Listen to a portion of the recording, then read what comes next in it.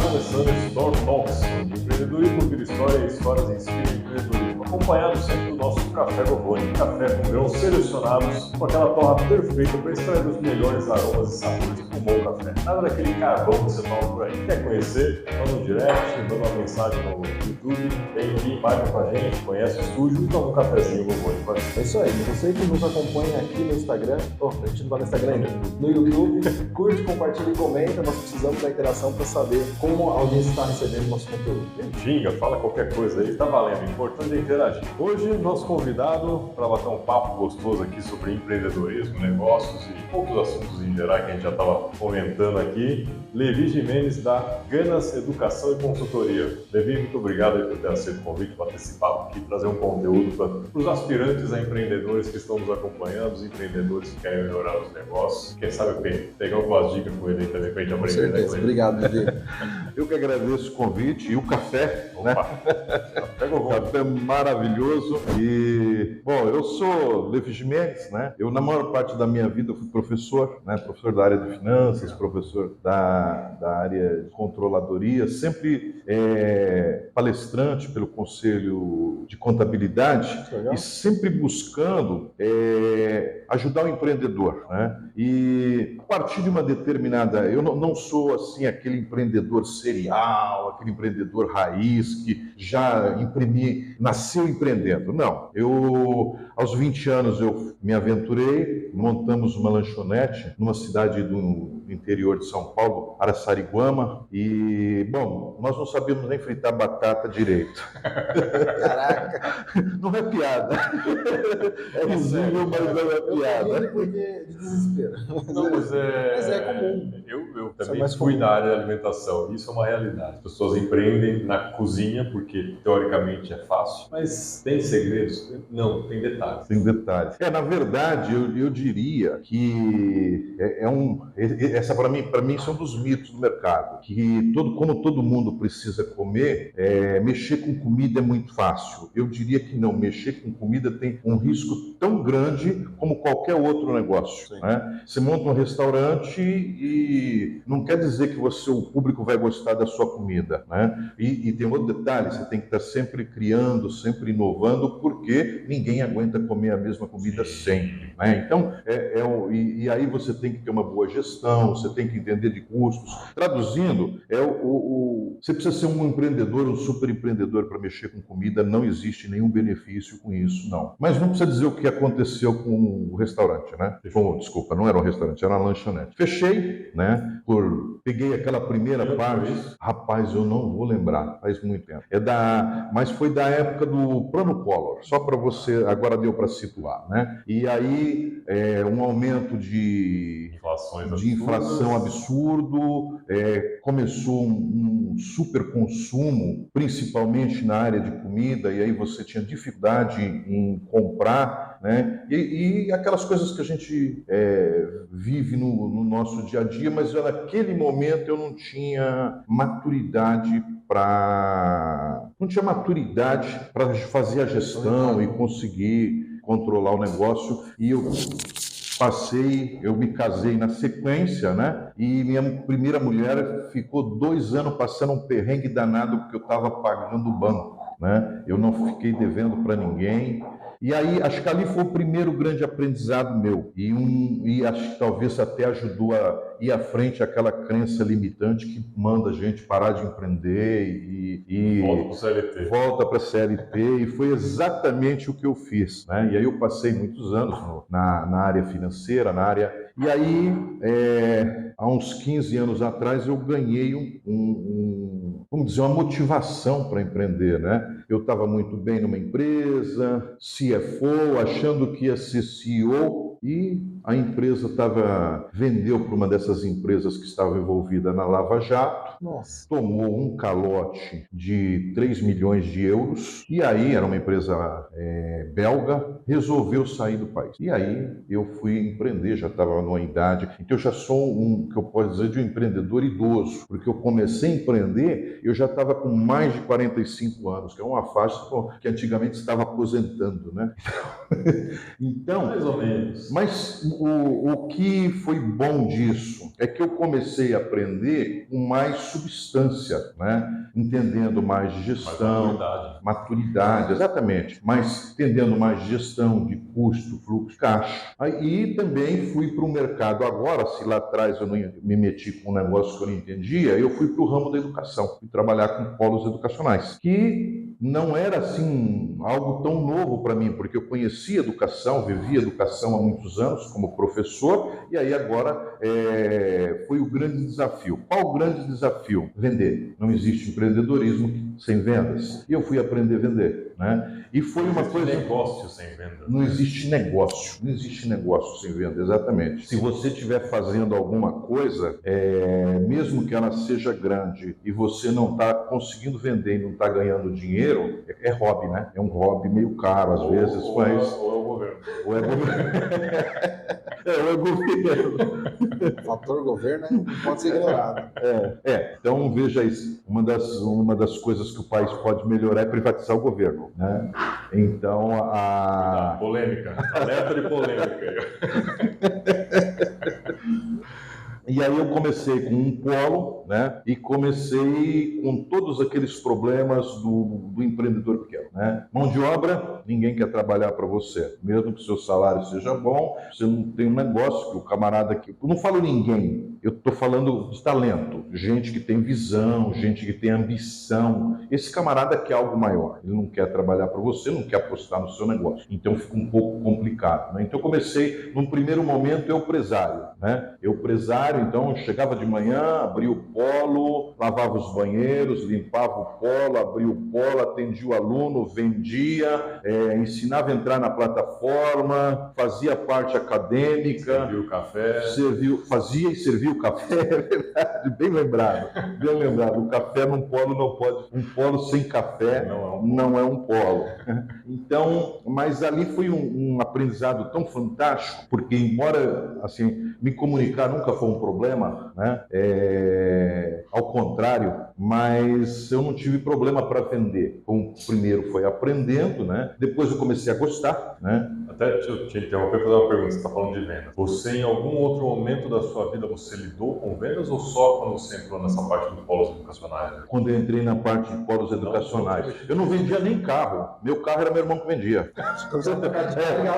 Quando eu precisava trocar de carro, era meu irmão que vendia, eu dava por conta do carro que você está tirando. Mas você se identificou nesse mercado de vendas? Eu me identifiquei. Sabe por quê? Porque venda é gente. É gente vendendo para gente. Eu sei que nós vamos entrar numa polêmica aí com a turma do marketing digital e etc. Mas... Pode entrar, mas é um fato. No final... Não vende se não for para a pessoa. No final é vende, né? Com mais um detalhe adicional. Você não vende nada. A pessoa compra, né? Então ela compra porque ela precisa, porque ela necessita, porque ela tem um desejo, porque ela tem uma paixão. Ou seja, nós estamos falando não só de que você vender é compreender as necessidades humanas e atender. Então, e eu me identifiquei muito com isso. Eu me identifiquei. Talvez porque eu já viesse da sala de aula, eu nunca pensei nisso, ó. Pode até sair besteira aqui, mas talvez porque viesse já da sala de aula, onde o bom professor é um servidor, né? É um cara que te ajuda na tua vida, né? Um camarada que traz coisas, que tem duas formas de você trazer conhecimento, né? Despejando ou doando, né? Despejando aquele, você vai lá, dá o conteúdo para o camarada, faz a prova, passou, não passou,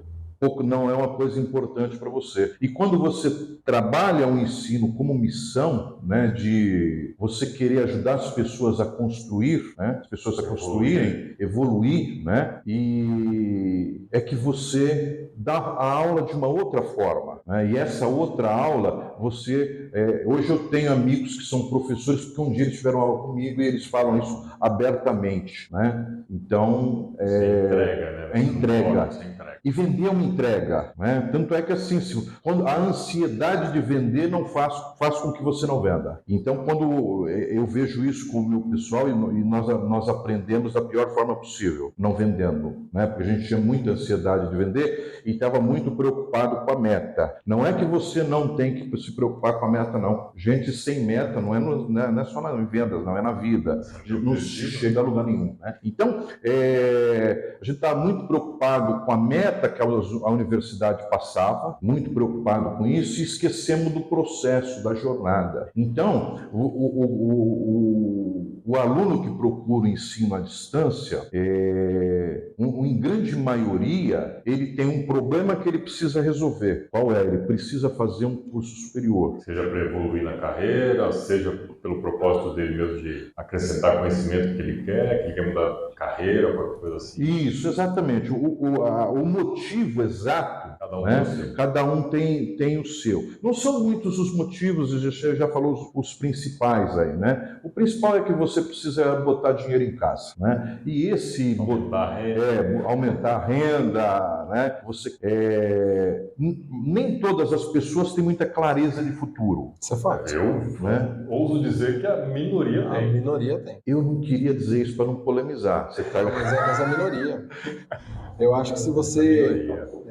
eu tiro isso, eu e o Felipe, a gente conversa muito sobre isso. Se você entrar numa empresa hoje, sei lá, Caterpillar, fazer essa pergunta, qual que é a tua visão, qual que é a tua meta, o que você pensa para daqui 5 anos, todo mundo gagueja e não sabe. Por que você está aqui? É uma especulação nossa, Uma especulação nossa.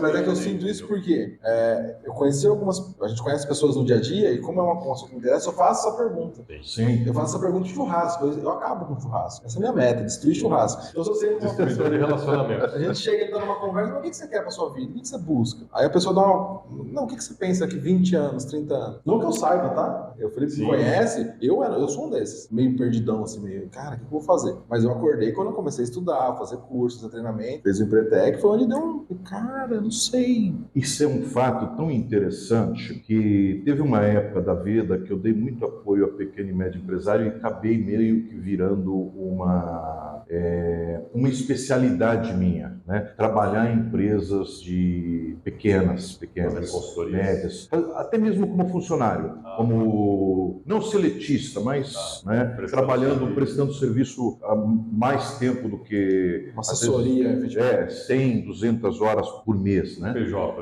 PJ. E as empresas às vezes não têm futuro definido. Não tem futuro definido. Então é assim, essas foram coisas. Se o dono não tem, a empresa vai ter. Isso, exatamente. Bom, a gente está vendo isso, né, para entender isso. Estamos fazendo um curso juntos aqui.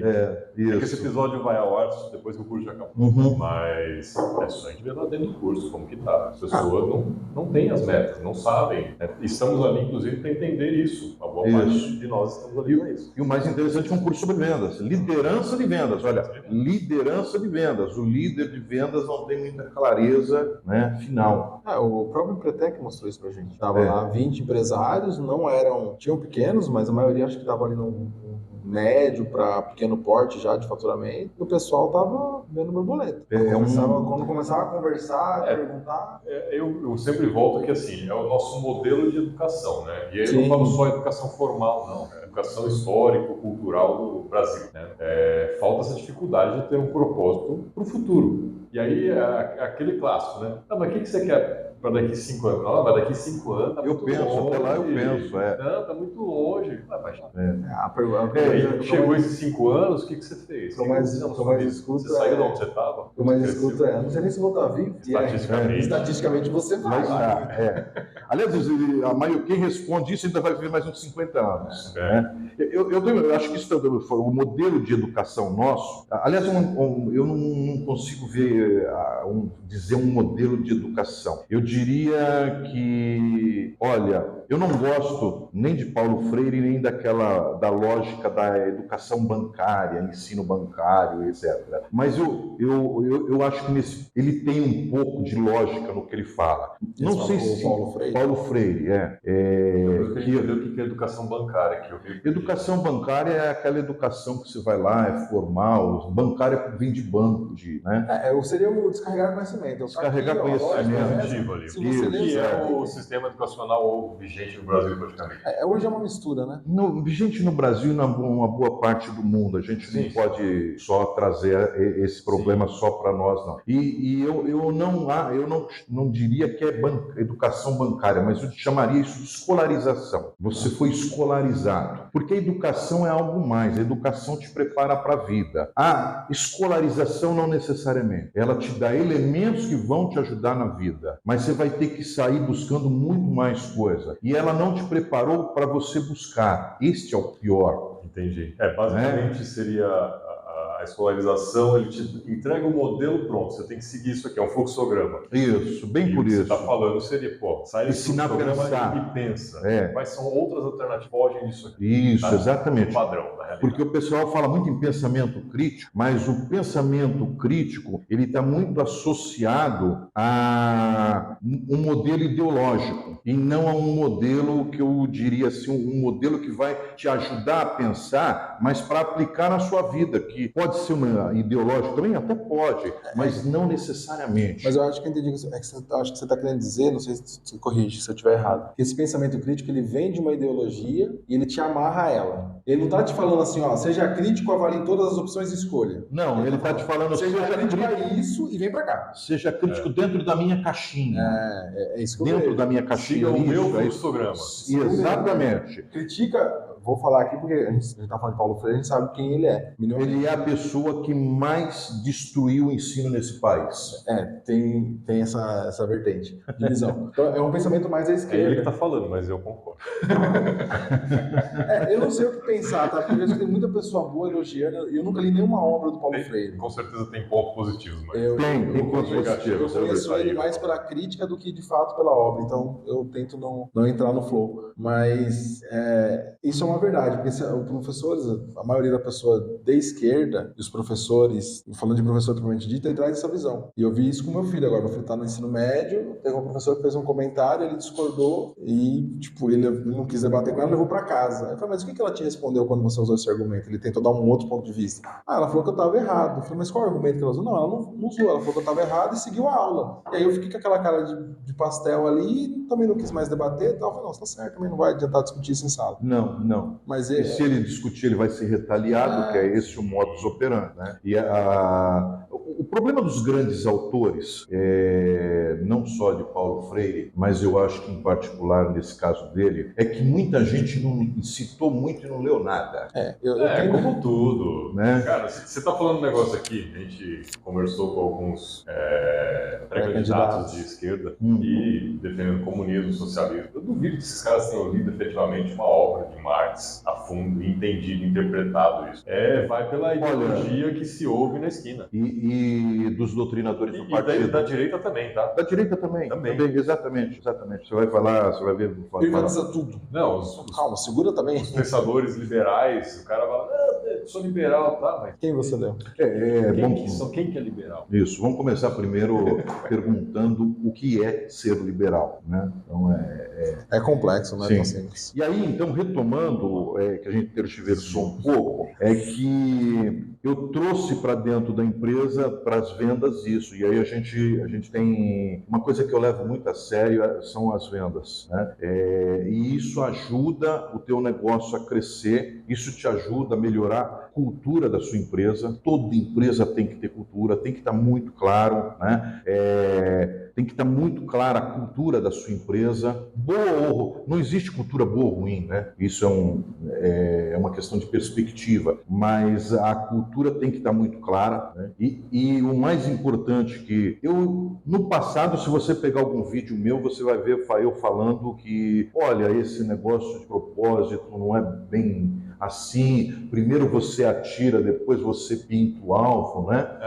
Mas depois, rapaz, eu fui começando a refletir, e quando eu comecei a empreender eu tinha um propósito, que era formar pessoas, e eu tinha inclusive uma meta de formar pessoas. Isso é propósito. Então eu falava muito dessa história de você, primeiro você atira, depois você pinta o alvo, mas eu tinha um propósito, e hoje eu acho que isso é uma coisa muito importante, porque quando a sua empresa não precisa você ter 10 funcionários, 100 funcionários para você chegar, e você começa com 1, porque quando vier o segundo, o primeiro já tem uma cultura, já sabe. Vai transferindo de um para outro. Isso, exatamente. Isso é interessante que você está falando, porque às vezes o empresário ele começa sem ter e ele vai montando um time. Quando ele vê, ele tem que ensinar 10, 15 pessoas um negócio que ele não testou em nenhum. Como você está mais próximo do um funcionário, tá o dono em um, é muito mais fácil você passar para ele no dia a dia e ele absorver isso de forma integral. E aí quando chegar os próximos, ele te ajuda a ir compartilhando esse conhecimento. Do que sentar 10 e você falar, agora a gente tem propósito. Eu falo, o que é isso? Agora a gente tem uma cultura. Ele fala, eu nunca tive isso, agora a gente tem uma visão, missão e valor. Aí o primeiro fala, não, isso aí é papagaiado, nunca teve essa merda aí. Agora você vai me encher mais serviço. E vamos lembrar, né? O pequeno empresário, a pequena empresa, ela é familiar por natureza. Você começa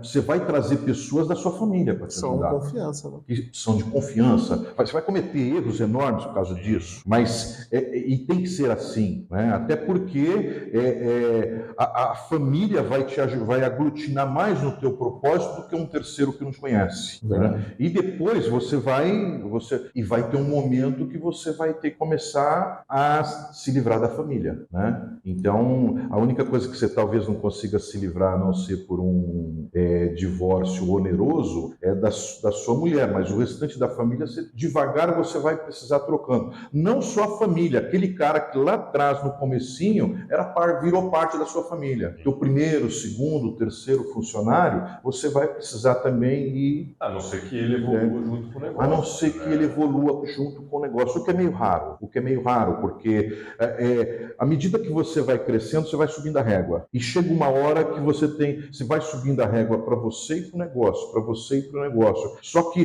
por estar mais envolvido com o negócio, a sua régua sempre vai subir mais. Porque se a sua régua não subir mais, você vai quebrar. Agora eu acho que eu entendi quando você disse que é difícil conseguir funcionários, trabalhadores na sua empresa, justamente por conta disso. Porque se você consegue alguém com o propósito, ele vai crescer junto com você e com a empresa. Isso, exatamente. Só que é difícil para um pequeno empresário pagar uma pessoa dessa, conseguir atrair uma pessoa dessa, porque realmente o negócio está no começo. Montei a empresa hoje, preciso de gente. E aí? Não, você montou a empresa agora, vou trabalhar para você. Como é que você vai conseguir me pagar? Como que eu vou crescer dentro da empresa? A não ser que seja alguém de muita mente aberta, que veja um potencial no negócio para crescer relativamente rápido, porque o cara também tem esse seio, né? Sim. Só que está entrando no negócio, quer crescer, mas ela quer crescer mais rápido. Não dá para você ficar pagando 2 mil para ela por 5 anos. Sim. E se ela for uma pessoa ambiciosa, ela não interessa isso, né? Fica difícil você também estruturar. Nem todas as áreas você consegue estruturar um modelo de negócio onde ele ganhe com você, que é o caminho, né? A área de venda você consegue fazer isso relativamente mais fácil, né? Comissiona, dá metas, paga por metas, etc. Mas quando você está falando a área administrativa, isso é um pouquinho mais complicado, né? Porque mesmo que você tenha elementos de mensuração, KPI certinho, isso fica um pouquinho mais complicado. E ainda mais dentro de uma pequena empresa que esses indicadores não existem, né? Normalmente. Não existem. Não existe. Não existe, porque quando você pega hoje a empresa, e isso inclusive vem de uma cultural, pequeno empresário não tem contabilidade. Não tem teórica. Contador. Ele paga o contador. Não paga. Não paga, ele dá uma contribuição. Sim. Porque o valor que ele paga não é suficiente para ter um serviço de contabilidade bem feito. Eu mudei. Ele é contador. Eu sou contador. Eu também. Eu mudei a forma de abordar cliente por causa disso. Porque antes eu queria vender contabilidade, quando eu comecei a entender o escritório. Só que quando eu fiz o levantamento de custo, quanto cobrar fazer uma contabilidade, e olhei para o mercado, não era competitivo. Não era competitivo. Aí eu comecei a conversar com os empresários e perguntar. Eu falei, o que o seu contador te entrega? Ele me entrega a guia do DAS e a folha. Porque eu entendi que o mercado não estava buscando contabilidade de pequeno empresário. Ele estava buscando um cara para fazer a guia, para emitir a guia. Então aí nós temos dois problemas. Muitos problemas, na verdade. Aliás, muitos, né? Dois gravíssimos. Primeiro, o contador tem que fazer contabilidade. Sim. Ponto. Isso ele tem que fazer, isso está na lei das pequenas e médias, desculpa, né? Não é lei, né? Mas é no conselho. No pronunciamento das pequenas e médias empresas que ele deveria ter balanço, DRE e notas explicativas. Sim. Independente do tamanho dele. Bom, ninguém tem. Agora, esse é o primeiro problema. Esse problema eu acho que é mais do contador do que porque ele pode ser penalizado e o cliente dele não. Então, mas o pior, eu acho que o pior que ele tem, Kleber, que é a seguinte: quando ele não está fazendo esse serviço, que ele não está cobrando, aí tem dois problemas. Tem um tamanho de cliente que não pode pagar mesmo. E tem um outro que pode e deveria pagar, mas ele não tem a cultura da importância daquela informação, que é o que eu venho falando em muitas palestras sobre isso, quando eu falo palestra para os contadores, para o público contábil, é justamente isso. Vale a pena você pagar mais por uma informação que vai te ajudar no processo decisório. Quando você tem aquele cliente que você entrega balanço, certo? Você senta uma vez por mês com ele lá. Quando você está conversando com ele, você tem uma ferramenta, um diagnóstico, um balanço é um monte de número, certo? Uma DRE é um monte de número que diz que você teve um determinado resultado. Se isso foi bem feito, se a empresa te deu os instrumentos, os documentos para você fazer, você tem uma fonte de informação ali ferrada.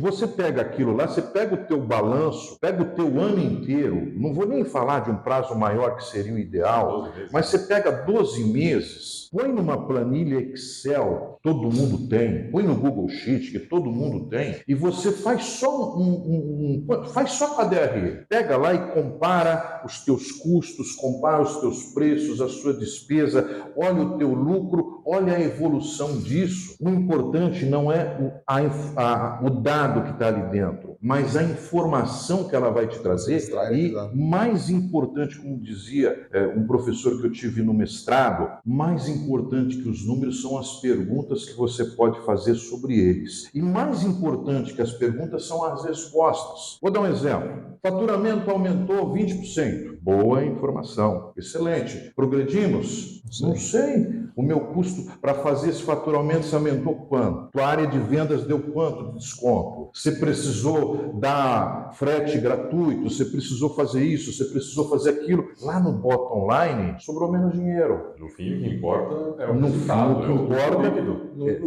Tem um cliente meu que gosta da contabilidade que analisa e fala: para mim o que importa é a última e não a primeira. É a última linha do caixa do balanço da DRE, não é a primeira. Porque ninguém é louco aqui, está dizendo que não é importante vender mais. Sim, é importante vender mais. De forma saudável. Mas de forma saudável, com margem. Então, quando você apresenta isso, que você olha, o cara fala: eu tenho que mexer aqui, eu tenho que mexer aqui, eu tenho que mexer aqui. Olha, eu preciso fazer... Amanhã, segunda-feira, eu vou arrebentar meu pessoal de vendas. Olha, chama aqui o pessoal, vamos ver custo. Você mexe a empresa como um todo na direção do quê? Do bottom line, né? Do bottom line. Então, porque assim, se eu fiz meu negócio é cíclico. Então a gente tem, como as matrículas são semestrais, o negócio é cíclico. E em função do presencial, isso está mudando em função de algumas políticas que janeiro é um bom mês, fevereiro é um excelente mês, março é um bom mês, abril é mais ou menos, maio e aí começa de novo. Então nós temos duas 6 meses, o negócio é sazonal, com 6 meses com mais reflexo no negócio.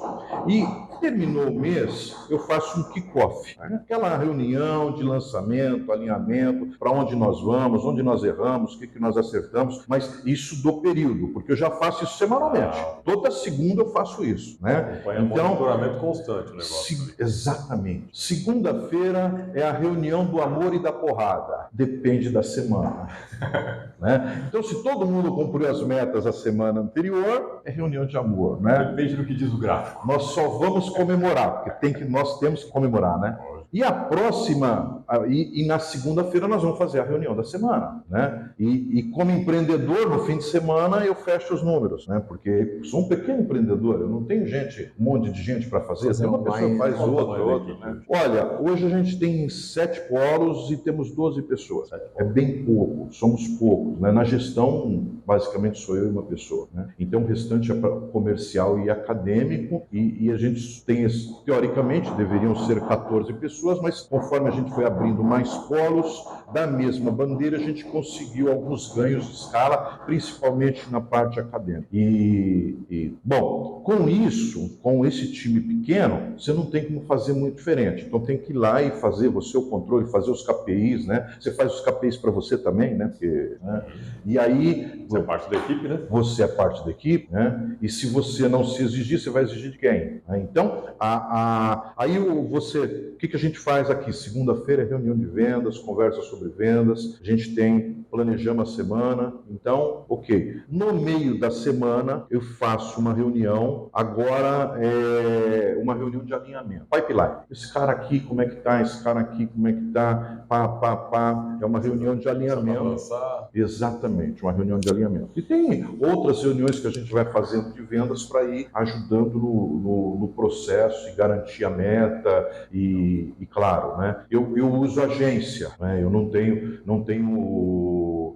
braço interno para fazer, então eu uso agência. Bom, eu uso quase metade do que eu vendo vem dos leads que a agência manda para mim. Mas eu preciso tomar muito cuidado, porque assim, tenho KPIs para tudo isso, porque os meus amigos de agência que me perdoem, eu estou muito pouco. Para mim, custo por clique não diz nada, né? Para mim, o que diz é conversão, e inclui o que eu pago para a agência. Então, é tudo que eu gastei para gerar a matrícula, tudo que eu gastei dividido pela quantidade de matrícula. Ninguém gosta desse número, porque o camarada fala assim, não, o meu custo por clique está R$9. Eu falo, não, o meu custo por conversão está 220. Não adianta nada ter Perfeito, 5.000 cliques ali, vende um.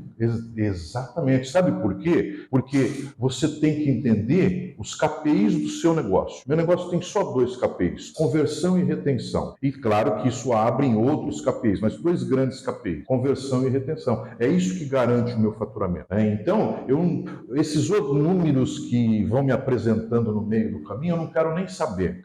Essa reunião com a agência eu não faço, né? Porque a língua deles não é a mesma que a minha. Agora, eu tenho que estar sempre preocupado. É polêmico isso, hein? Vou apanhar dos meus amigos aí, inclusive, aí, da área de marketing digital. Por quê? Porque se você pede mais lead, ele te dá, só que cai a conversão. Sim. Então, o lead qualificado fica mais caro, menor volume, obviamente. Exatamente, né? Então, e quando você fala com ele, você fala assim, não, mas converte 20%. Pô, precisa me dar esse cara que converte 20%, porque o meu melhor vendedor converte 7%. 7% de lead meta. De 5% a 7%. E depois eu fui conversando com as pessoas que medem e descobri que os números não são muito diferentes disso. Tem gente que sai um pouquinho mais, faz um pouquinho mais, um trabalho um pouco melhor. Isso no seu mercado. Né? No meu mercado. Ele não muda muito de mercado para mercado. Não. Isso muda de bandeira para bandeira. Também. Também.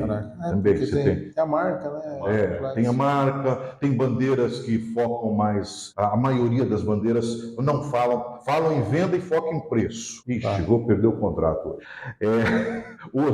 E tem outras que são um pouco mais prime, que estão menos preocupadas com preço e mais preocupadas com qualidade, com outro. Então há uma diferença também. E tem público para tudo. A gente sempre diz isso tem público para tudo. Se você está cobrando preço, você vai atingir um público de preço. Se você está vendendo qualidade, valor, diferencial, você vai atingir. Você vai ter isso. Tem mercado para todo mundo. Tem mercado para todo mundo. Pode pagar o melhor, mas o cara quer estudar, o cara quer comprar, quer ter um carro. Nem todo mundo compra uma Ferrari. Eu não comprei a minha ainda, tô batalhando.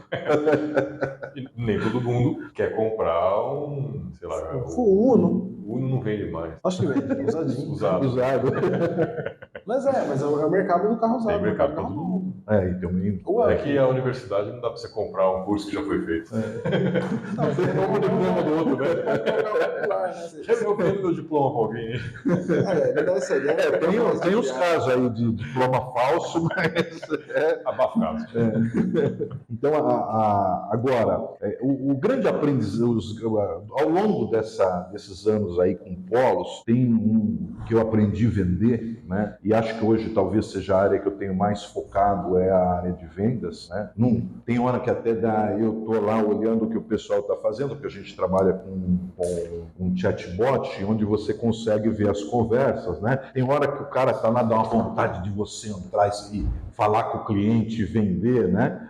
E tem hora que você tem que fazer isso, porque você precisa ser o melhor vendedor da sua empresa. E por que você precisa ser o melhor vendedor da sua empresa? Porque você passa a ser respeitado pela equipe de vendas e diminui os negros tentando passar a perna em você, né? Que é um ambiente que hoje, eu acho que na minha empresa não tem mais, né? A gente conseguiu, somos poucos, mas estamos alinhados com algumas coisas. E uma das coisas que a gente está alinhado é aqui não se engana cliente. Aqui não se engana cliente. Então, aluno é cliente, aluno precisa ser tratado com cliente, porque ele precisa ser tratado com respeito, ele precisa receber um bom produto, ele tem que receber um bom serviço, que é o nosso caso. Nós somos polo, nós prestamos um serviço da venda até o momento que o aluno se forma. E depois, claro, a gente tenta vender uma pós-graduação para ele continuar aluno, né? Que não é um negócio como de recorrência. Eu não tenho um negócio de recorrência. O camarada compra, fica comigo 2, 3 ou 4 anos, mais as DPs, e depois eu não tenho a recorrência, né?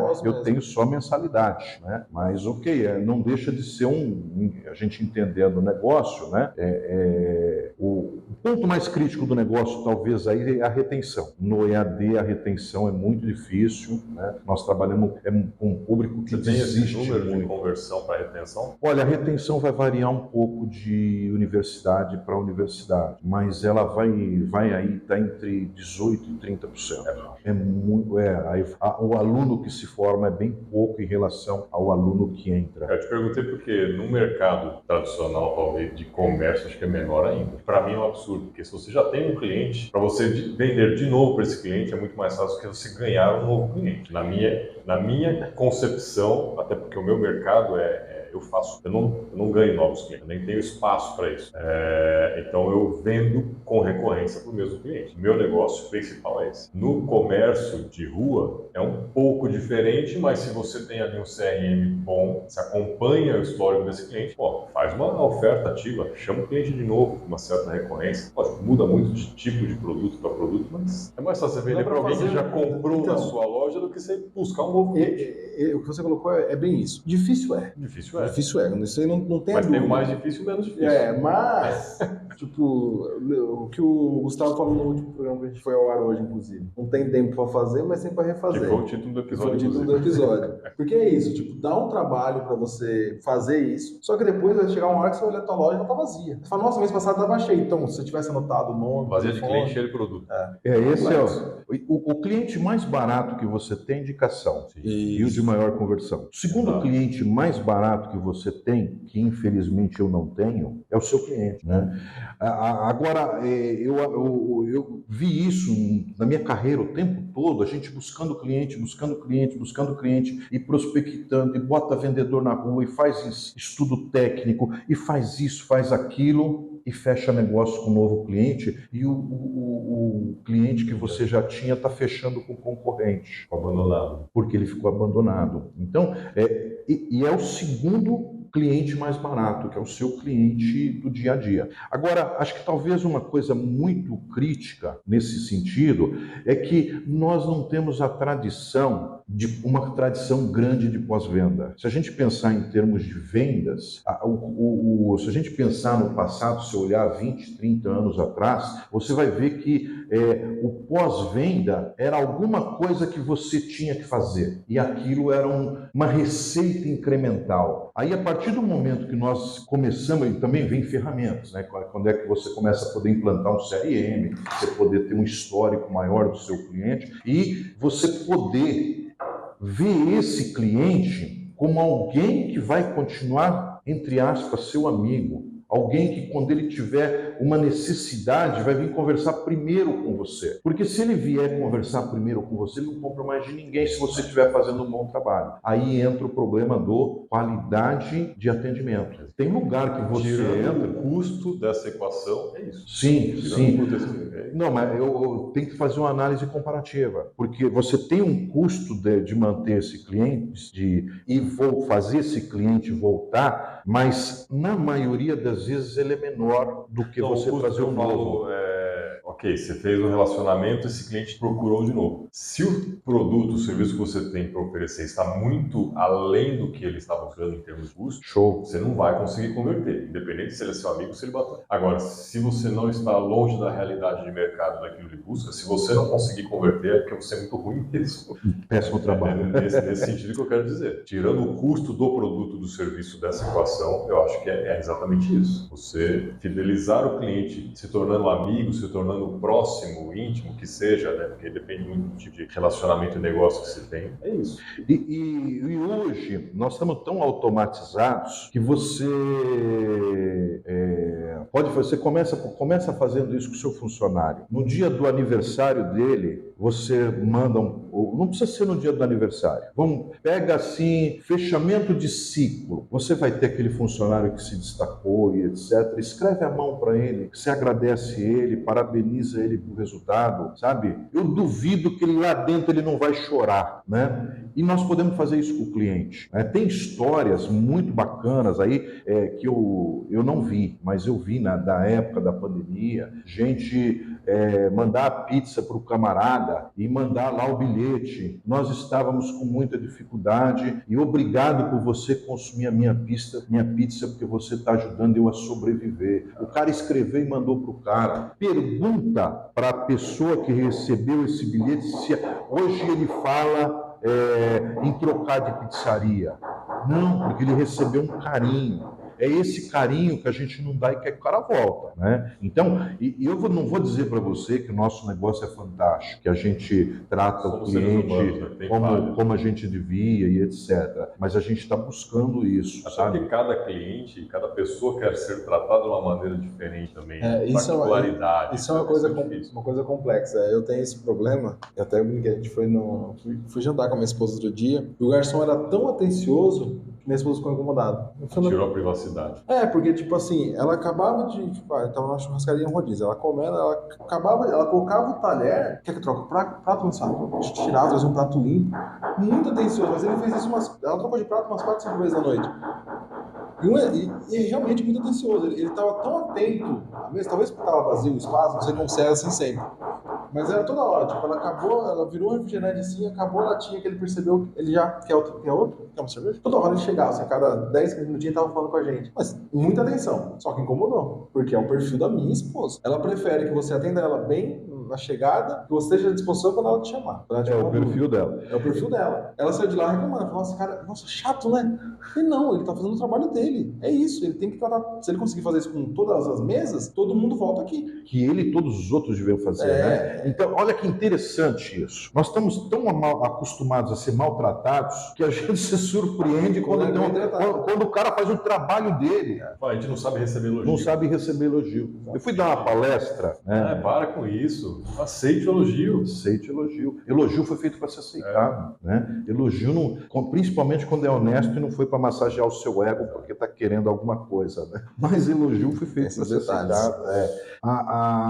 Eu fui uma vez fazer uma palestra no interior de Pernambuco e à tarde eu gosto de cozinhar. E aí tinha uma loja de temperos e eu fui lá e, nossa, tinha vários temperos, eu comprei os temperos. A menina não olhou na minha cara. Ela simplesmente falou, dá isso aqui, ela pegou aqui, pegou ali, juntou, botou lá, fez a conta, vai pagar Como vai pagar? Vou pagar no débito. Passou a máquina, eu passei o cartão, ela não olhou na minha cara. E tinha uma pessoa lá no fundo, que eu presumi ser o dono, que também estava nem aí com nada, estava cuidando da vida dele lá. À noite, esse camarada está no meu curso. E a gente estava falando de vendas, a gente estava falando de atendimento. Caraca, que mundo pequeno.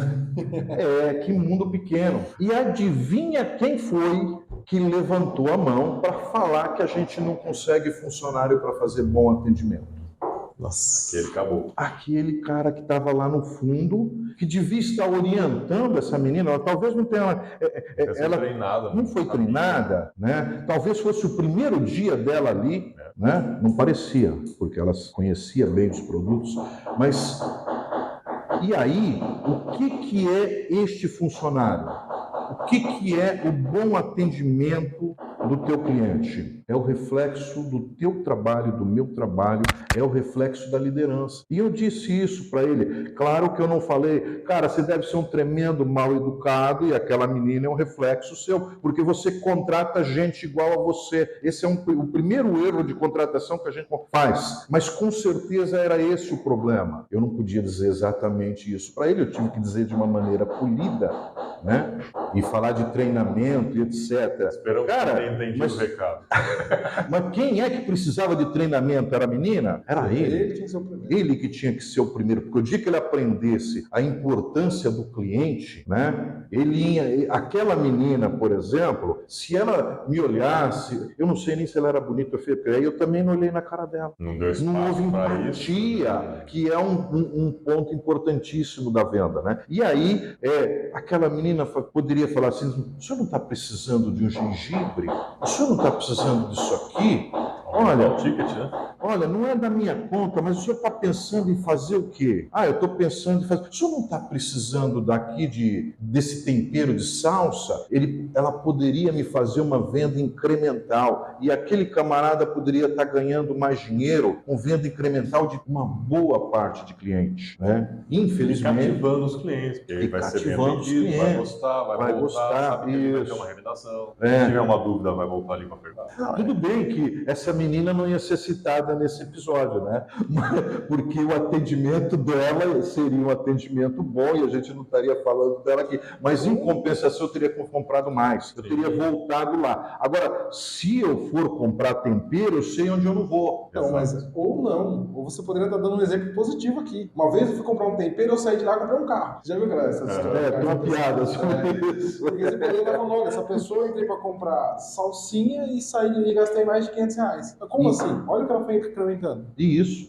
E às vezes você faz isso na feira. Eu gosto muito de comprar coisas in natura, né? Eu gosto de cozinhar. Os feirantes são muito bons nisso. Ô, dona Maria, você vai chegando e moça bonita não paga, moça não leva. Isso. Não vai levar um tomate hoje? Aí você pensa, você para pensar. Quando você para pensar, às vezes você fala: tomate talvez não, mas eu estou esquecendo. Tomate não, mas você... Então, é isso, é venda, é relacionamento, é gostar de pessoas, é amar pessoas. Então... eu falo isso, acho que já falei até, que a gente gravou alguns outros episódios sobre isso. O vendedor, como você disse, né? O vendedor não vende, o cliente que compra. O vendedor, ele é um especialista em relacionamento. Nada mais do que isso. Se não souber estreitar... Olha, o vendedor é isso aí. Além de vender, às vezes antes de ser vendedor... O bom vendedor, tá? O bom vendedor, sim. Antes de ser vendedor, ele é psicólogo, confidente, pedagogo, né? SOS, qualquer coisa. Sim. Porque às vezes tem pessoas que sentam na sua frente e elas não querem comprar nada, elas só querem conversar. Bater um papo. Né? E olha, quando você dá atenção para a pessoa, você vende. Porque a pessoa entrou ali, uma mulher, vamos supor, ela quer fazer o curso de pedagogia. Ela tem 1 zilhão de problemas e ela não tem ninguém para conversar. Então ela vai ali, ela começa a conversar, primeiro ela vai para o filho, você dá uma atenção para a criança, pega lá uma balinha, dá para a criança, aí já é técnica mesmo. Né? Aí você vai conversando com a mãe, oferece o café, ela relaxa e começa: olha, na verdade eu quero... Você vai entrando, conhecendo ela, e é aí que você vende, né? Para mim essa foi uma das coisas talvez mais difíceis em vendas, porque como eu sempre falei muito, né? Eu ouço pouco. É um problema que a escutativa é deficiente. Então, tá vendo? Eu não deixei vocês perguntarem, eu estou só falando. Mas a gente gosta de... Mas aqui a ideia é essa. E aí, eu tive que começar a aprender isso. E vou dizer que isso foi muito bom. Porque a primeira fase da minha vida como empreendedor, por ser inseguro também, né? Uma coisa nova. Experiência, né? Inexperiente. Na área, queria ter... eu estava trocando a roda do carro andando. Eu estava aprendendo e ensinando. Eu estava treinando o cara de uma coisa que eu estava terminando de aprender ou estava em processo de aprendizado. Vamos melhorar isso. A gente está sempre em processo de aprendizado, né? Então, cada dia a gente tem que procurar fazer curso, aplicar, né? Para não virar gordura intelectual, fazer curso, trocar ideia, ter mentores, fazer um bate-papo igual esse aqui, né? Por quê? Porque você vai crescendo e melhorando também como vendedor, né? E, num primeiro momento, eu dava as regras. Faz assim, faz assado, faz assim, faz assado. Depois eu comecei a ouvir mais as pessoas, principalmente porque eu fui saindo da frente do negócio e as pessoas foram vendendo. Hoje eu não vendo mais, acho que foi, sei lá, faz 4 anos que eu não vendo. Não vendo no dia a dia, eu não estou ali no cliente, né? Tirando uma ou outra vez que você entra, né? Mas hoje eu estou mais na gestão do que na venda direta. Mas hoje eu ouço eles o tempo inteiro. Porque quando eles falam para mim, ó, fiz isso. Opa, já melhorou bastante. O cara já tem autonomia. Lá atrás eu falava como é que ele fazia, agora ele já tem autonomia. Ele muda o copy, ele olha o funil, ele fala, olha, no funil, aqui ó, não estava convertendo, eu mexi nisso, deu uma melhorada. Você fala, opa, legal, hein? Ele já está pensando no negócio. Né? Ele já virou meu sócio, já está pensando no negócio. Claro que ele está pensando na comissão dele, excelente, é isso que ele tem que pensar. Porque eu queria mesmo era dar uma Ferrari para todos os funcionários de comissão, né? Porque se eu desse uma Ferrari para eles, eu era bilionário, estava na lista da Forbes, né? Então, essa é a tônica do negócio. Mas, então, hoje eu ouço muito. Eu faço uma reunião semestral também, que a gente chama de flywheel. Né? Flywheel. Né? O que faz virar a roda? E a gente já sabe, todo mundo já sabe, até o meu salário. Todo mundo sabe quanto é meu prolabore. E lá está as duas vertentes do negócio, onde é que está o nosso foco. E a pergunta é, o que nós vamos fazer para melhorar? Claro que vem muita questão que é mais custo do que resultado. E agora o primeiro semestre que a gente fez foi assim. O segundo semestre, o pessoal já começou a entender que precisa economizar, que não adianta eu botar um monte de funcionário. O cara já começou a entrar, já começou a entender da lei dos rendimentos decrescentes, que se eu contratar mais um vendedor, vai diluir. Se não aumentar a quantia de leads, a comissão dele aumenta. Então, o problema não é contratar outro vendedor, é aumentar o volume de leads. Então, essas coisas, e aí as ideias vêm da própria equipe, né? Às vezes vem ferida, às vezes vem coisa que você não gosta, né? Mas aí, respira fundo, não fala nada, ouve e vê como é que você vai melhorar e como é que você vai aplicar. Porque você também, se tudo aquilo que as pessoas sugestionarem, nada você aplicar, daí para frente você tem um problema.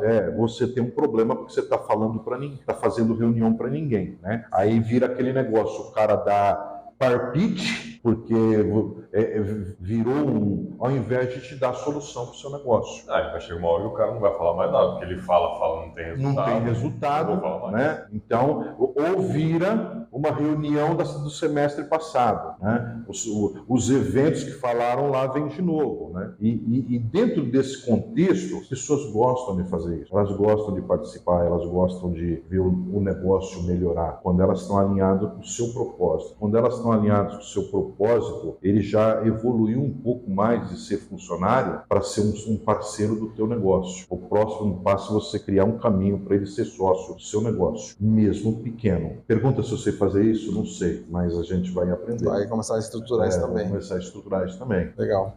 Isso é importante. Eu acho que esse é um caminho. Os Estados Unidos tem muito isso, né? Associado, principalmente nos escritórios de advocacia. Mas é uma prática que eu não vejo muito eu nunca vi isso no Brasil.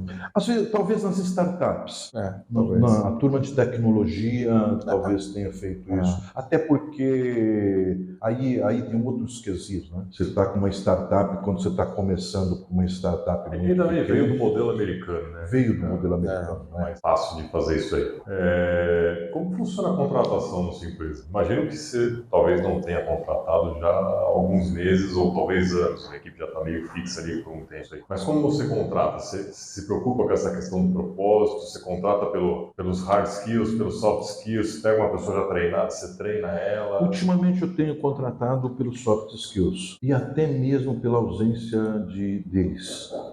Porque tem pessoas que a gente tem pego. Ausência, assim, no sentido de que você pode estar pegando uma pessoa tão crua, tão bruta, lá, 17, 18 anos, começando a trabalhar, que você precisa lapidar. Agora, eu tenho um menino que está com a gente do fim do ano passado, né? E ele está se mostrando um comercial excelente. Se você olhar o perfil dele, não tem o perfil padrão do comercial, sabe? Ele se comunica, mas não é um exímio comunicador, mas ele tem a paciência de fazer a venda consultiva. Ele aprendeu, está aprendendo, né? Porque o negócio, assim, um ano é o tempo do que você leva para ter uma pessoa conhecendo bem os produtos, né? É mais ou menos um ano, ele está com menos tempo que isso, mas qual é a grande vantagem? Ele não vem com nenhum tipo de vício. Isso é bom, né? A gente já falou sobre isso. Treina alguém no seu modelo. Agora tem um problema. Você está pagando caro por isso, porque esse camarada, até ele chegar trazer resultado. Até ele começar a te trazer resultado, leva muito tempo. É um custo muito alto. Mas isso é interessante, depois você passa pra gente. A gente tem muita essa curiosidade desse processo. Quanto custa efetivamente? Você fala assim, fiquei X meses com ele começou a se pagar depois de X período. Um profissional normal, para mim, ele começa a se pagar com 4 meses e meio, aproximadamente, 5 meses. Veio do mercado. Um profissional que veio do mercado, né? Não exatamente do meu mercado, mas um cara que seja de vendas, ele começa a se pagar, porque é aqueles 30 dias para pegar o grosso do produto, para entender como a gente trabalha, para começar... ele vai começar lá vendendo a segunda semana de trabalho, mas aí a curva e eu falo que ele começa a se pagar no sentido que ele vai empilhando as matrículas, né? O primeiro mês ele não se paga, é só um custo. O segundo mês chegou 4 meses, mais ou menos, é o que leva para ele se pagar. Eu estou estimando que fazendo dessa forma, começando do zero, vai levar aproximadamente um ano, 11 meses, 12 meses. Aí é aquela coisa, né? Mas qual é o risco? O cara ir embora. O outro você tem o mesmo risco. Qual é o profissional que tem mais risco de não dar certo? Esse que eu trouxe, que às vezes vem de uma grande empresa, está acostumado num modelo diferente, ou ele está vindo de um outro tipo de franquia, já tem uma base, né? Ele faz uma expectativa ilusória do negócio. E aí ele chega, não entra aquele dinheiro todo que ele quer, não é um negócio tão bom. Então, você tem um risco muito maior que esse outro. Então, o outro você paga para ele aprender. E esse outro pode ser que também não dê certo, né? Porque, por mais... Primeiro, eu vou dizer o que todo mundo diz aqui para vocês. Está difícil contratar. Está sobrando gente. Está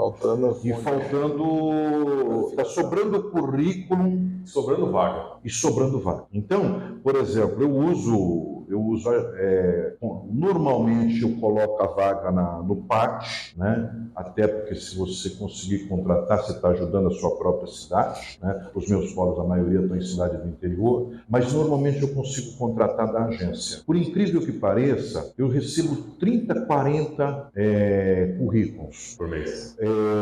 Eu faço banco de vagas. Eu tenho um banco de vagas que por quê? Porque se qualquer um que sair, eu tenho pelo menos, eu não preciso começar uma contratação do zero. Eu tenho um monte de gente ali que eu posso conversar e fazer, né? Então, eu tenho lá uns 5, 6 pessoas que não quer dizer que eu vou fazer a proposta, ele vai aceitar, não quer dizer que ele vai querer trocar de emprego, né? É só um atalho. Assim, é só um atalho. Não quer dizer que o mundo de você fazer o banco de talentos, né, vamos chamar assim, porque esses são aqueles que você contrataria, vai te ajudar tanto assim no meu negócio, porque eu sou pequeno, mas te ajuda bastante na hora da dor de barriga. Isso já aconteceu, né? Já aconteceu. Menina chegou e falou: arrumei um emprego para ir para o Itaú, eu estou começando lá dia 1º, tinha 6 dias em janeiro. Cara, janeiro, se eu pegar um cara que não decola, eu perdi o semestre, eu não bato a meta. Não bato a meta. Momento certo, né? Porque é o pior momento, ela está saindo no pior momento do business, porque ela está saindo no pico da venda. O maior número de leads que você vai ter vai ser nesse momento. Vai ser janeiro, fevereiro. Então ela está saindo aí. Veio uma outra, entrou e começou devagar e, sabe, bater uma meta. No sufoco, bater uma meta. Mas eu demorei 4 dias para repor a vaga, porque eu tinha currículo, né? Então, isso. Se eu não tivesse, se eu fosse começar a colocar a vaga na agência, colocar no pátio, fazer as entrevistas, ia levar 15 dias. 15 dias para a pessoa, meio de fevereiro. Então, essa é uma questão importante. Você ter um banco de talentos é uma coisa importante, não quer dizer que resolve todos os problemas, mas o que eu prefiro na contratação? Os ambiciosos. Principalmente quando é vendedor. Né? Então, o menino, ele não sabia o que queria ser da vida, ele estava lá trabalhando eu tenho um polo dentro de uma escola, ele estava lá trabalhando, ia ser mandado embora, porque eles iam fazer um corte no fim do ano, aí o mantenedor falou, rapaz, eu vou mandar embora o pessoal aí, e tem uma pessoa específica que eu gosto muito dele, você não está precisando de gente? Eu falei, manda para mim, né? E aí, eu falei, é assim, comecei a explicar como é que funcionava, e ele só fazia assim. Prestou atenção. Faz sentido para você? Tá bom. O que você tem expectativa? O que você está pensando na vida? Eu quero casar, eu quero ter uma mulher, eu quero ter um carro, eu quero construir uma família, eu quero ajudar minha mãe, eu quero ser rico, está contratado. Ele começou meio tímido para falar, acho com medo Aí se empolgou, eu quero ser rico. Bom, está contratado. Porque não tem jeito, né? Se contratar um cara que tá estagnado... Esse cara, por mais que talvez ele não tivesse isso no papel, ele tem a meta dele, cara. Talvez não tenha, ela não esteja numerada, estruturada. Mas ele sabe o que ele quer. Olha aquilo que ele falou, né, há pouco. A maioria das pessoas não sabe o que querem daqui a 5 anos. Tudo bem que eu quero ser rico, já está melhor do que eu não saber daqui a 5 anos, mas ainda não é suficiente. Não é o suficiente, mas alguma coisa. Não é o suficiente, né? Porque tem aquele cara que quer ter a casa própria dele, está com 50 anos e não chegou lá ainda, porque ele só quer, ele não fez um projeto, né? Ele não batalhou, né? Ele não parou para fazer um plano, esse ano eu vou poupar tanto para entrada, eu vou fazer isso. Ele continuou fazendo as mesmas coisas de consumo que ele fazia e não planejou. E é a falta de perspectiva. Essa falta de perspectiva eu acho que é um diferencial cultural nosso. Mas eu acho que está mudando. Eu tenho esperança. Que bom. Eu tenho esperança. Eu acho que pelo menos a turma do marketing digital vai continuando vendendo esse negócio de propósito, de você vai ficar rico. Uma hora a gente começa a pensar. Entra por osmose. Né? Entra por osmose.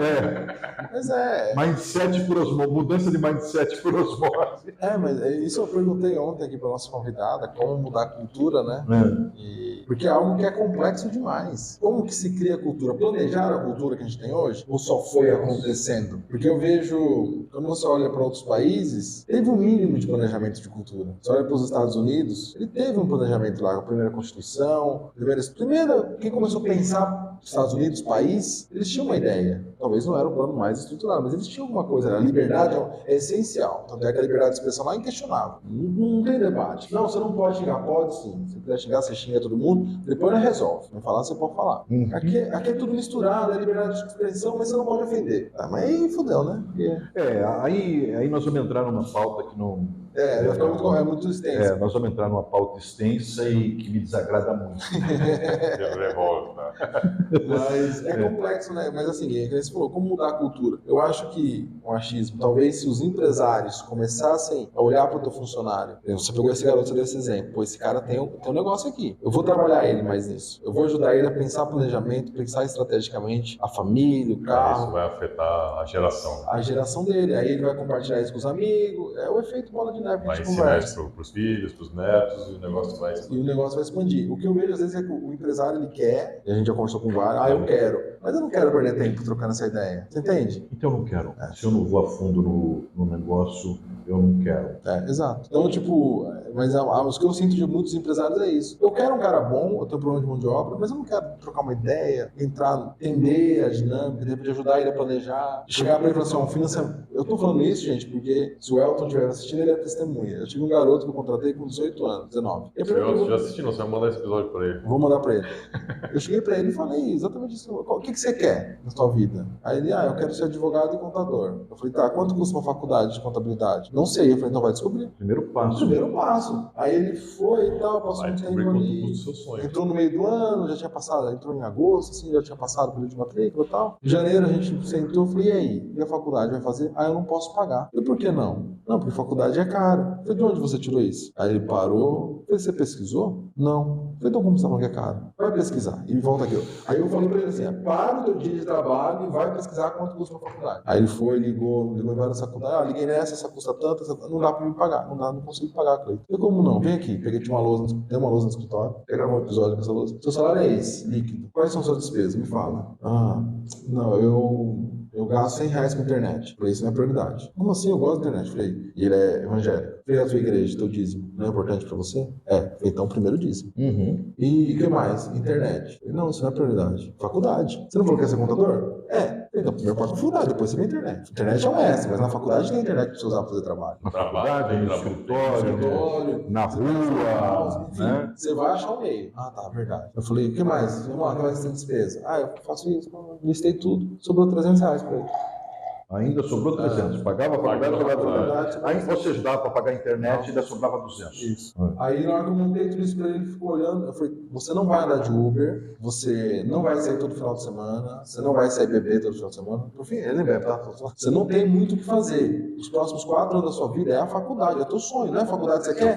Teu futuro. Porque a partir do momento que você fizer a faculdade, você passa a ganhar mais. Eu não posso te pagar mais hoje. Eu falei bem isso pra ele. Eu não posso te pagar mais hoje. Mas quando você estiver formado, ou eu te pago mais, ou alguém no mercado vai te pagar mais. Tá bom. Mas eu acho que eu não consigo fazer faculdade. Eu falei, por quê? Não, porque é muito difícil. Não é difícil, isso é mentira. Quem te falou isso é mentiroso, não sabe o que tá falando. Se eu fiz, você também faz. Se eu fiz, você também faz. Mas isso eu não consegui entender. Eu falei, você tem um professor particular, eu sou contador, eu tô aqui dentro com você todo dia. A hora que você tiver uma dúvida na sala que o professor não te explicou direito, a gente para e conversa. Tá bom, então vou fazer. Por fim, tá terminando o segundo ano, não tem nenhum ADP, tá melhor do que eu já, tô terminando e tem um mês pediu demissão. E recebeu uma proposta pra ganhar mais. Já mudou de patamar. Mudou de patamar. Só que eu perdi um puta no tempo. Todo mês sentando com ele, faz isso, vai fazer mas pico. Mas mudou a cabeça e vai mudar toda a geração da família dele agora. É o que eu Talvez espero. vai mudar toda a geração. Eu até brinquei com ele, assim, eu falei, eu quero te encontrar daqui 30 anos, sabe, pra ver se o projeto social deu certo. Eu tenho que saber se funciona ou não.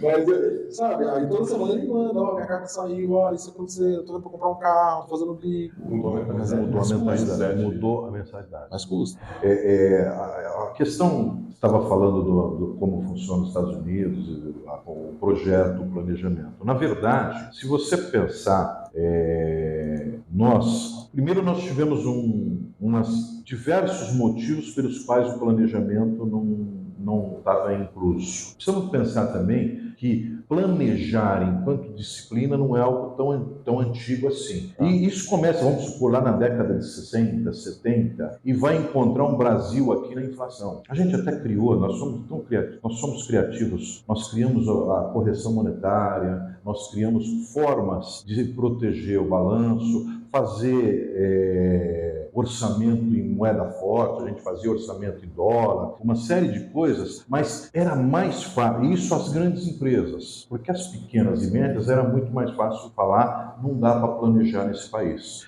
E aí acho que os bancos ficaram o tamanho que ficaram no Brasil, né? Exatamente. E se você olhar banco, fala para mim que banco estrangeiro que arrebenta lá fora e arrebenta aqui dentro. Você vê que o único que ainda se sustenta, acho que é o Santander, que comprou o Bradesco. Porque comprou o Banespa. Não, e lembra da época, caiu as ações lá fora, porque ele pagou muito caro no Banespa, porque nenhum outro, parece que eu não me lembro, ele me deu o dobro. Não, foi o triplo. O triplo do segundo colocado, um negócio assim. Onde que eu vi isso? Essa treta da compra do Banespa é absurdo, porque a lei da estatização da época, da privatização, era assim, se você fosse um banco estrangeiro entrando, você não precisava desembolsar o investimento. Eles fizeram a oferta, o valor que ele falou assim, eu vou pagar, acho que foi 9, sei que acho que estava assim, estava em 3 e ele ofereceu 9 as ofertas. Eu não me lembro, os números exatos eu não lembro. Mas tipo assim, os caras estavam oferecendo, os nacionais estavam oferecendo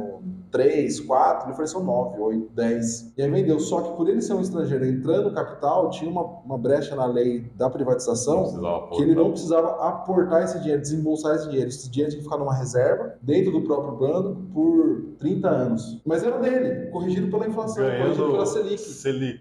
Era como se ele estivesse comprando tesouro direto e deixando aplicado pro governo por 30 Ele ganhou anos. o banco, né? Ele ganhou o banco. Ele não precisa pagar. Se você pensar que se esse dinheiro talvez estivesse num outro investimento que não fosse a Selic e desse mais dinheiro, ele pagou um prêmio para estar aqui. Isso. Né? Mas olha o lado do legislador. Você fez captação de boa, né? Então. Mas eles mudaram ali depois dessa privatização. Aí, Tava muito. Outra coisa que acha no Brasil, que a gente muda tudo por lei. Então, É só fazer uma lei que a gente resolve o problema. Ou ainda, ou algum outro tipo de imposição. Vamos voltar aqui à questão que vocês me convidaram, que é empreendedorismo. Então, o cara acha que se fazer, pode ser empreendedorismo, pode ser educação financeira, que é outra, que está na tônica. Vamos fazer uma lei que você tem que ter disciplina de empreendedor em todo o currículo. Graduação, sei lá, como Ensino médio. Todo ensino médio. Ensino fundamental, na universidade. Isso resolve o problema? Não. Porque não é cultural. Não, além de não ser cultural, você não mudou o mindset do cara, você só fez uma disciplina. Então é a mesma coisa como você está estudando qualquer disciplina. E aí, você põe um cara para dar essa disciplina que é funcionário público. Não estou menosprezando o funcionário público, não é isso? Conhece o mercado de empreendedorismo. Ele não entende do que é empreendedorismo porque ele não empreende. Só entende o que é empreendedorismo eu e você, ele. Por que nós entendemos? Porque você já passou a noite de não ter dinheiro para pagar a folha. A folha está chegando, você não tem dinheiro. Você tem uma dívida, né? E você tem que buscar alternativa, e você tem que sentar com quem você não gostaria, e você tem que fazer, dentro dos limites da ética, coisas que você não gostaria de fazer para você poder fazer o seu negócio andar, para você fazer o seu negócio crescer, né? Você não precisa sentar com o diabo para fazer o seu negócio crescer, mas você tem que, às vezes, trabalhar com o auxiliar dele, conversar com o auxiliar dele. Então, é um pouco complicado. É complexo demais. Tudo bem se falar com todos dentro dos limites da ética, etc. Mesmo assim, tem coisa que você não gostaria de fazer, tem mercado que você não gostaria de entrar, tem negócio que você não gostaria de explorar, e você faz por quê? Se você é empreendedor. Porque mais importante para você é construir. Aí você põe um cara para dar essa disciplina que é assalariado. Não vai funcionar. Não, e às vezes ele fez um curso de teoria também, né? O curso dele é de teoria. E às vezes funciona se ele tivesse muito imbuído daquilo, o método fosse muito bom, poderia ocorrer transformação. Mas se não há transformação, não é empreendedorismo. Não há. Dentro desse contexto. Agora, tem claro, as pessoas que já são empreendedores por natureza, que têm família de empreendedor, né? O empreendedor filho de peixe, peixinho é um bom caminho. Você pega, né? Agora, né? Porque nós temos uma geração também que você formava pai empreendedor, filho playboy, e neto aproveitando o resto que sobrou da riqueza. Né? Ainda tem muito isso, você vê em grandes grupos, mas nós já estamos discutindo sucessão, já estamos discutindo outras coisas que mantêm a riqueza da. Né? E às vezes o cara não quer trabalhar no negócio do pai, mas ele cria outro negócio. Então essa veia empreendedora, eu não estou dizendo que empreender alguém nasce empreendedor, não. Empreendedor a gente aprende. Se alguém nascesse empreendedor, não fui eu. E estou aqui. Né? E estou batalhando. E estou arrependido de não ter começado antes. Eu falo assim, mas e aquela liberdade da internet? Você fazer o que quer, trabalhar quantas horas você quer? Se você quer empreender por causa disso, esquece. Porque empreender é trabalhar muito. É trabalhar com afinco, é aprender todo dia, e é aí que está o tesão da coisa, né? Você aprender todo dia. Não tem como você ser empreendedor e não aprender todo dia. Até porque se você se acomodar, você quebra.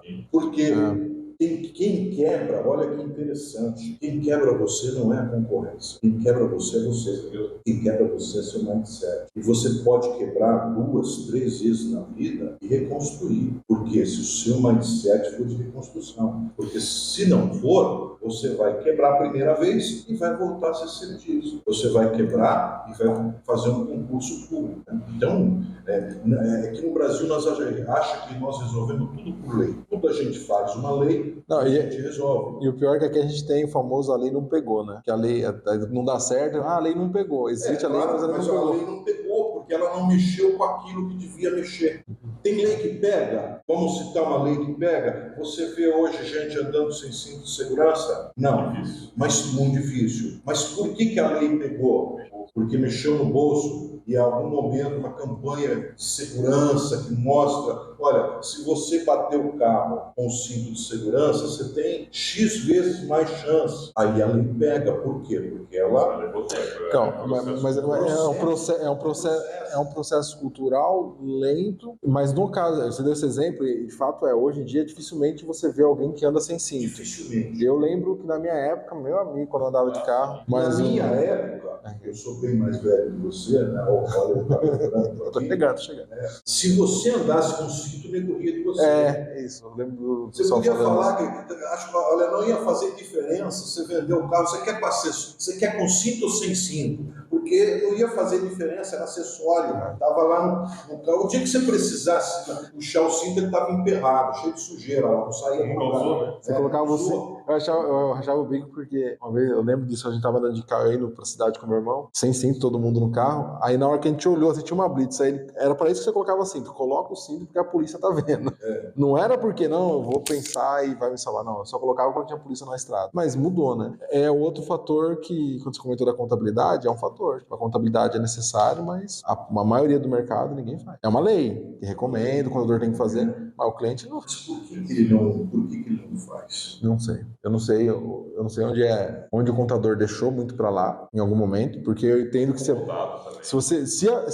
o Estado fiscalizasse e multasse, ia dar umas 3, 4 multas e eu começar a fazer. Se o contador cobrasse num período anterior, talvez. Hoje é muito complexo, hoje eu não sei como mudar isso. Eu acho que só a legislação, lá atrás, nós criamos o livro caixa para isentar a contabilidade e nós continuamos no livro caixa. Esse fator também. É esse o grande problema. Eu não sei quando foi criado o livro caixa, mas provavelmente vem lá do Império, ou bem no começo da República. Mas eu vou responder de uma outra maneira. É que o empresário não vê valor. Sim. Por que você usa cinto de segurança? Você enxergar o valor na sua vida. Então, se você não consegue ver valor, a coisa descamba para o preço. Então, você cobra meio salário mínimo, entrega uma guia, entrega lá, está resolvido. O empresário, por outro lado, ele não tem a mínima ideia, ele não tem ideia do que é um balanço, ele não tem ideia do... Estou falando do pequeno e médio empresário. É a realidade de 90%. É a realidade. E ele não está interessado nisso, porque é uma coisa que eu falo muito, assim, quando eu estou gravando um vídeo, que é o nosso empreendedor, às vezes ele é bom de vendas, às vezes ele é bom de produção, vende uma venda consultiva, ele sabe vender e não cuida das finanças e quebra o negócio dele por falta de um fluxo de caixa. O que é um fluxo de caixa? Saldo inicial, mais entradas, menos saída, projetado por um determinado período. E ele não faz isso. E aí, às vezes, ele está fazendo negócio e botando dinheiro no negócio, o negócio crescendo, ele botando dinheiro e ele está quebrado, porque a margem dele é desse tamanho. Está no giro. Está no giro. Está no giro, está no banco, está no cheque especial, está em tudo que é danoso por falta de um fluxo de caixa. Porque até para você crescer, você precisa ter planejamento. Se você fizer crescer sem planejamento, você quebra. E eu vi isso na minha vida. Assim, cara, o negócio está crescendo, vamos comprar uma máquina. vamos financiar, não dá para financiar porque isso demora muito, se a gente pegar, vou tentar BNDES em um ano, se a gente for fazer isso, vamos comprar, e compra com capital de giro, só que o ciclo de retorno da máquina é muito diferente, você quebra o seu negócio, e depois você faz o que com a máquina? Vende ela. Vende ela para pagar o golpe. Isso aí. Complexo. Brasil. Brasil. Empreender é uma série de aprendizados. Então, temos que saber Constante. não podemos descuidar nunca do fluxo de caixa. Nós precisamos crescer, mas crescer planejado, crescer com fluxo de caixa saudável, com margem, né? Vender com margem para sobrar dinheiro, separar o teu negócio do teu dia a dia, ter um prolabore. Né? O Robson Shiba falou uma vez um negócio que eu não sei se a frase é dele, mas eu ouvi dele, que é muito interessante. Dono rico, negócio pobre. Dono pobre, negócio rico. Bote o dinheiro. Se o teu negócio é bom, bota dinheiro nele. Depois você compra o carro, depois você compra o avião, depois você... Porque afinal é um negócio que vai sustentar a sua vida. É um negócio que vai sustentar a sua Gerações, né? família. Você quer ser grande, economize no começo para você ter avião daqui a 10 anos. E se você quiser ter o carrão agora, você nunca vai ter o avião daqui a 10 anos. Levi, obrigado aí. Eu que agradeço. Fala legal. Obrigado, Levi. Realmente navegamos por vários assuntos bacanas. Vamos tomar mais um café. Mais um café. Mais um café Govone. Tem recados? Não lembro. Curte, compartilha, segue. Isso. O pessoal não faz, o pessoal é traído. Assiste aí, eles não engajam com a gente. Eles Só assistem, assiste, mas não engaja. Não engaja. Não precisa deixar um comentário, né, Levi? Isso, deixa um comentário, faz uma pergunta aí. Isso aí. Faz uma pergunta para mim que é para eu voltar. Isso. Mas você tá convidado, tá? Se estiver aqui pela região, quiser bater um papo, só marca. Obrigado mesmo, foi um papo bacana, acho que agregou bastante informação ali, usando algumas coisas que ainda tínhamos pautado. Tá derrubando a gente. Vamos também. Semana que vem tem mais. Semana que vem tem mais.